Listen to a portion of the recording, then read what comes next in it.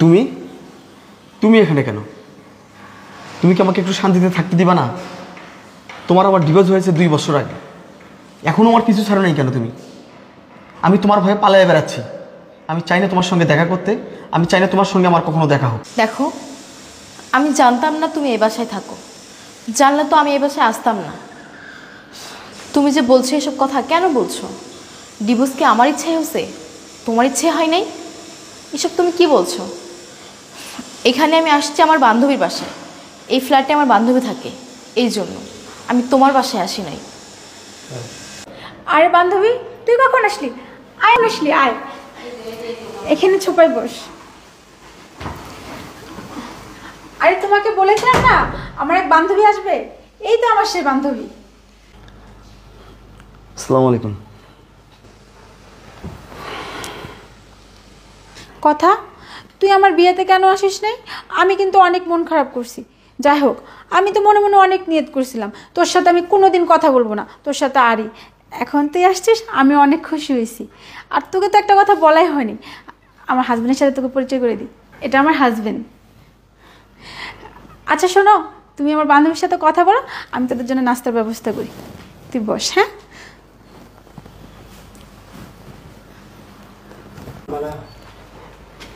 এই কোন মতলব নিয়ে আসছো এখানে? কোন মতলব নিয়ে আসছো? আমার বউ তোমার কিসের বান্ধবী? হ্যাঁ, কিসের বান্ধবী? দেখো, আমার সুখের সংসারে নতুন করে তুমি কোনো আগুন লাগাই না। আমার বউ প্রেগনেন্ট, ওর পেটে আমার বাচ্চা। আমি চাই না তোমার জন্য আমার সংসারে কোনো ঝামেলা বাঁধুক। তুমি নাস্তা খাওয়ার চিন্তা বাদ দাও, তুমি বের হয়ে যাও, চলে যাও তুমি। আমি বলতেছি তুমি বের হয়ে যাও। দেখো, তুমি সেই তখন থেকে আমাকে অনেক কিছু বলে যাচ্ছ, তুমি একটা বার আমারটা শোনার চেষ্টা করতেছো না। তুমি একটু আমারটা শোনো, তারপর তুমি এসব কথা বলিও। আর আমি তো জানতাম না আমার বান্ধবী তোমার স্ত্রী। আমি কি জানলে আসতাম কখনো? আমি কখনোই আসতাম না। আর আমি কেন তোমার সংসারে আগুন লাগাবো? এটা তো আমি কখনোই চাই না। শোনো, আমি যদি এখন এভাবে ওকে না বলে চলে যাই, ও মনে অনেক কষ্ট পাবে। তুমি একটু চুপ করো, আমার কথাটা একটু বোঝার চেষ্টা করো। এই চুপ, একদম চুপ। কোনো নাটক করবি না তুই। তোর এই নাটক, তোর মতো ছলনাময়ীকে আমি ভালো চিনি। তুই আমার জীবনটাকে নরক বানাই দিছিস। তোকে আমি করব বিশ্বাস? তোকে তোকে তো অনেক বিশ্বাস করেছিলাম, অনেক ভালোবেসেছিলাম। সেই দাম কি দিয়েছিস তুই আমাকে? শোন, আমি ভালোই ভালোই বলছি, তুই বেরিয়ে যা, নাহলে আমি গলা ধাক্কা দিয়ে বাড়ি থেকে বের করব। আমি চাই না তোর জন্য নতুন করে আমার সংসারে কোনো আগুন লাগুক। তুই আমার জীবনটাকে নরক বানাইছিস।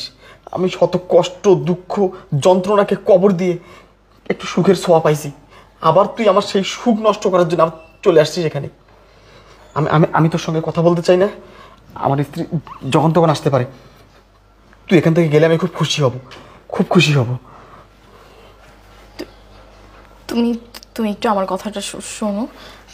তুমি বুঝতে পারতেছো না, আমি জানলে সত্যি আসতাম না। তুমি একটু বোঝার চেষ্টা করো, ও আমার বান্ধবী। এই চুপ, এই চুপ, একদম চুপ। ছলনাময়ী, কাল নাগিনী, তোর মতো মেয়েরা শুধু সাজানো সংসার নষ্ট করতে পারে, কোনো ভাঙা সংসারকে নতুন করে জোড়া লাগাতে পারে না। দেখ, আমার কিন্তু ধৈর্যের বাঁধ ভেঙে যাচ্ছে। আমি কিন্তু সত্যি সত্যি তোকে এখন গলা ধাক্কা দিয়ে বাড়ি থেকে বের করবো। তুমি যে এসব বলছো, কেন বলছো? ডিভোর্সটা কে দিয়েছে? কার জন্য দিয়েছে? কিসের জন্য দিয়েছে? তুমি এই কথা কেন বলছো? আজকে তোমার এটা বলতে লজ্জা করছে না? লজ্জা করছে না? আজকে তুমি বাচ্চার বাবা কেমনে হইলা? বলো, কেমনে হইলে বাচ্চার বাবা? আমি তো জানি তুমি কখনোই বাচ্চার বাবা হইতে পারবা না। তাহলে আজকে আজকে আমি এটা কি দেখলাম? তোমার জন্যই তো আমার ডিভোর্সটা হয়েছে। তুমি কখনো বাবা হতে পারবা না, এই জন্য আমার বাপ মা তোমার কাছ থেকে আমাকে সরাই নিয়ে গেছে।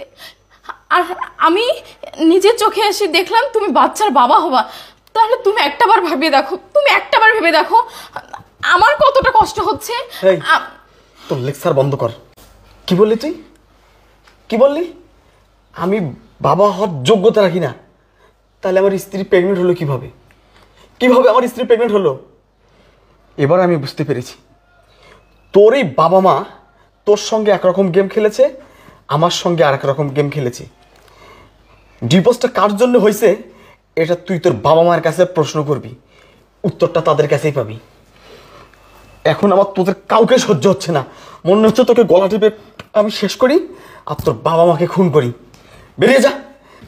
বেরিয়ে যা, যা বেরিয়ে যা বলছি। আরে তুমি কথাকে ধাক্কা দিচ্ছ কেন? শোনো চাঁদনি, তুমি জানো না আমি সব জানি, তুমি চুপ থাকো। আমি আড়াল থেকে তোমাদের সব কথা শুনেছি। আসলে একটা কথা কি রিপন, আমাদের মেয়েদের সংসার নষ্ট হয় হয় বাবা মার কারণে, আর না হয় নিজেদের কারণে। আর এখানে কথার কোনো দোষ নেই, সব দোষ ওর বাবা মার।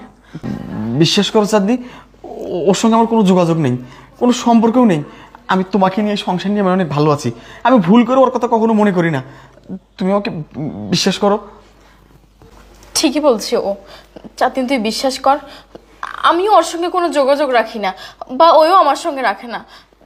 আর কেনই বা রাখবো? ওর সঙ্গে তো আমার সব কিছুই শেষ, তাই না? আর আমারও এখন নতুন করে সংসার হয়েছে, আমিও আর চাই না এই সংসারে ফিরে আসতে, বুঝিস না?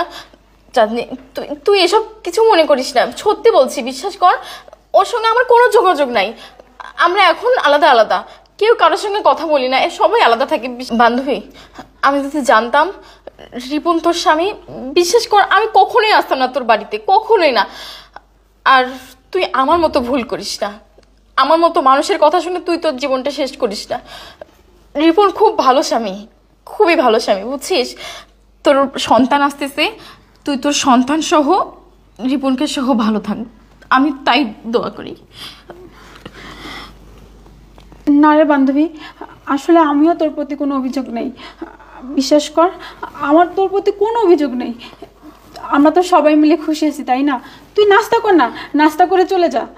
না রে বান্ধবী, সেটা আর হয় না। তোরা ভালো থাক, ভালো থাকিস তোরা।